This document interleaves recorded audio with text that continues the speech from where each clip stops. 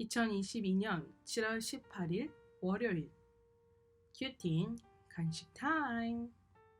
더욱 번성한 이스라엘. 출애굽기 1장 1절에서 22절의 말씀.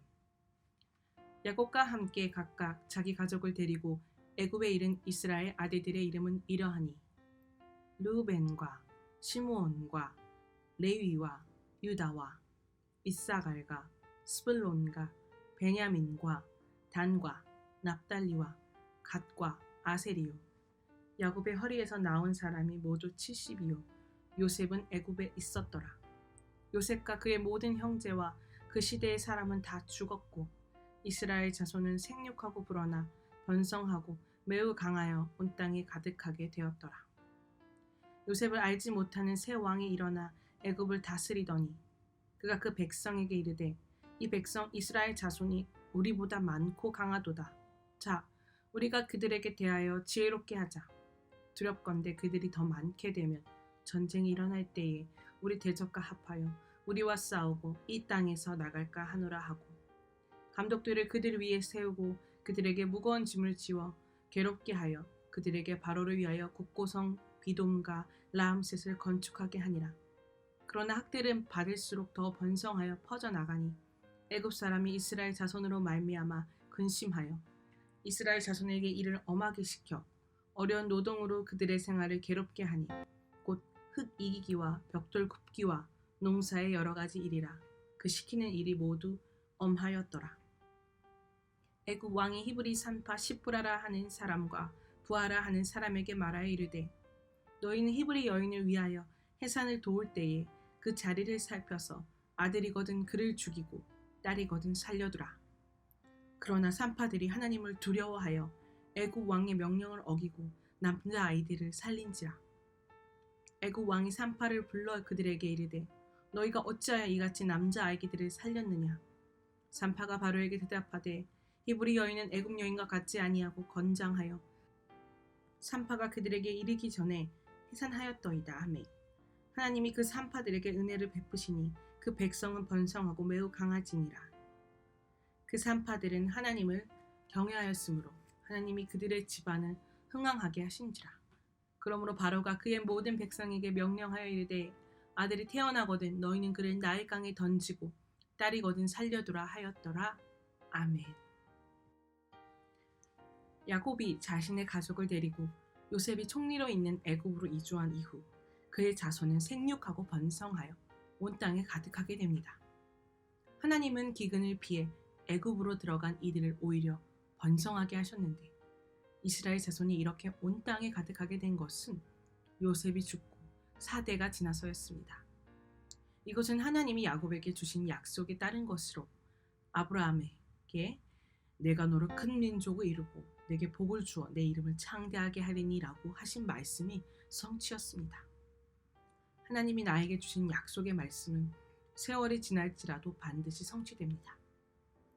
나에게 허락하신 번성이 내 능력과 노력의 결과라고 생각합니까? 아니면 하나님이 나에게 약속하신 말씀의 성취라고 생각합니까? 요셉을 알지 못하는 애굽의 새 왕은 이스라엘 자손이 번성하는 것을 두려워해서 그들에게 고된 일을 시켜 인구를 감소시키려고 합니다. 하지만 그들은 학대를 받을수록 더욱 번성합니다. 애굽의 착취는 하나님이 아브라함에게 하신 내 자손이 이방에서 객이 되어 하는 말씀이 이루어진 것이며 애굽 왕은 그 약속을 성취하는 도구로 쓰인 것뿐입니다.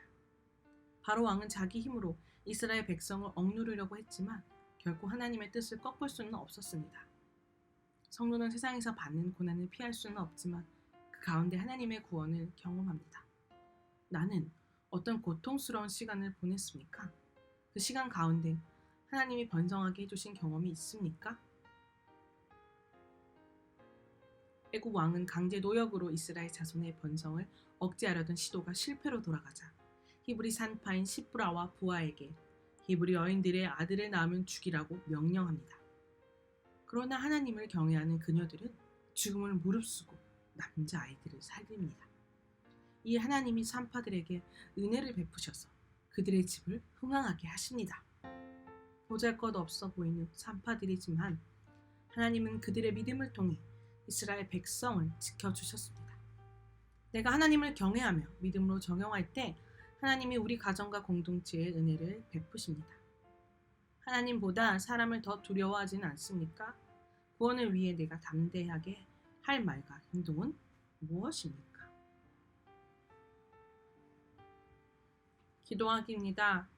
고난을 피하고만 싶었는데 오히려 그 시간 속에서 하나님의 언약을 깨닫고 번성하게 되는 은혜를 경험하게 하시니 감사합니다. 이제는 사람들의 눈을 의식하지 않고 오직 하나님만 경외하기를 원합니다. 오늘 하루도 믿음을 지키고 말씀 따라 행할 수 있도록 인도해 주옵소서. 아멘. 묵상 간증입니다. 결혼의 목적. 제가 중학생이 될 무렵 아버지의 외도로 부모님이 이혼하시고 저는 아버지와 교류가 끊겼습니다. 이혼하기 전에도 아버지는 늘 부재중이셨기에 제게는 좋은 남자, 좋은 아버지의 본이 되어주는 사람이 없었습니다. 결국 이런 상처로 저는 이성에 대한 불신과 왜곡된 이성관이 생겼고 당연히 교제도 잘 되지 않았습니다. 저와 동생을 헌신적으로 돌보시는 어머니를 보며 감사했지만 한편으로는 결혼해서 자녀를 낳는 기르는 일이 고되고 힘들게만 여겨져 결혼이 두렵기만 했습니다. 그러다 저는 2012년 중국 유학을 마치고 귀국하여 어머니의 인도로 믿음의 공동체에 속하게 되었습니다. 이혼으로 가정을 깨트린 죄를 회개하시고 오직 하나님을 경외하며 하루하루 살아가시는 어머니를 보면서 세상 성공과 인정을 쫓아 살던 저도 공동체에 정착할 수 있었습니다. 그곳에서 양육을 받으면서 하나님을 인격적으로 만났지만 청년의 때의 가장 큰 고민 역시 결혼이었습니다. 하지만 나이가 들수록 교제가 쉽지 않고 혼자 살 수 있는 경제적인 능력이 생기니 결혼은 선택이라며 저희 상황을 합리화하기도 했습니다. 그러던 중 지체의 소개로 한 형제를 만나게 되었습니다. 조건도 그리 마음에 들지 않고 성격도 무뚝뚝해서 예전 같으면 2번, 3번 만나고 흐지부지 될 관계였습니다. 그러나 주님은 결혼의 목적은 행복이 아닌 거룩이다라는 말씀으로 저를 찾아와 그 형제와의 만남을 지속하게 해주셨습니다. 그와 교제하면서 백마탄 왕자를 기다리던 저의 욕심을 회개하게 되었고 돕는 배필로서 믿음의 가정을 이루는 것이 제 사명임을 깨닫게 되었습니다. 이후 1년 8개월의 교제 끝에 저는 작년 10월 공동체의 축복을 받으며 신결혼을 하였습니다. 저는 결혼만 하면 저절로 생육하고 불어나 번성하고 매우 강해질 줄 알았습니다. 그런데 막상 결혼하고 보니 출퇴근 시간도 길어지고 해야 할 일도 많아 육체적으로 괴로웠습니다. 그러니 어머니 밑에서 편히 지내던 생활이 그리워졌습니다. 그동안 다 하고 싶은 대로 살다가 부부관계에서 내 생각, 내 욕심을 버려야 하는 일들이 생기니 힘이 듭니다. 하지만 결혼의 목적은 거룩이라고 하신 주님의 말씀을 늘 기억하며 하나님을 경외하는 마음으로 가정의 질서에 순종할 수 있기를 기도합니다. 적용하기입니다. 남편이 어떤 부탁을 하면 네 라고 대답하겠습니다.